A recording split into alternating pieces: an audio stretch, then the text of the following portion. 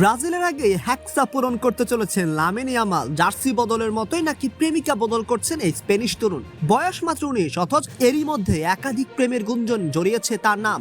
চমকপ্রদ বিষয়, কোনো সম্পর্কই নাকি 3 মাসের বেশি টেকেনি।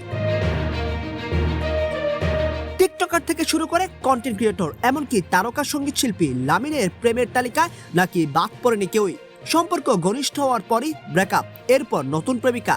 এমন ধারাবাহিকতা নিয়ে এখন সামাজিক যোগাযোগ মাধ্যমে চলছে নানা আলোচনা। সবচেয়ে আলোচিত বিষয়, লামিনের কথিত প্রেমিকাদের অনেকেই তার চেয়ে কয়েক বছরে বয়সে বড়। আর তাই সামাজিক যোগাযোগ মাধ্যমে মজার ছলে বলা হচ্ছে 20 বছর হওয়ার আগে প্রেমিকার হ্যাকসা পূরণ করতে পারেন বিশ্বজয়ী এই তরুণ। তবে এই আলোচনার সঙ্গে জড়িয়ে আছে 2026 বিশ্বকাপের স্মৃতিও।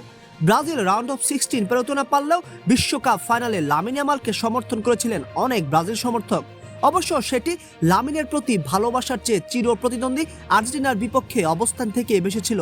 লামিনকে সমর্থন করে ব্রাজিল ভক্তরা দেখতে পাচ্ছেন লামিনের প্রেমিকার হ্যাকসা। এবার আসা যাক লামিনের কথিত প্রেমের গল্পে। গুঞ্জন রয়েছে মাত্র 16 বছর বয়সেই রুশ ইনফ্লুয়েন্সার আলিসার সঙ্গে সম্পর্কে জড়িয়েছিলেন তিনি। এরপর তার নাম জড়ায় টিকটকার অ্যালেক্স পেডিলার সঙ্গে।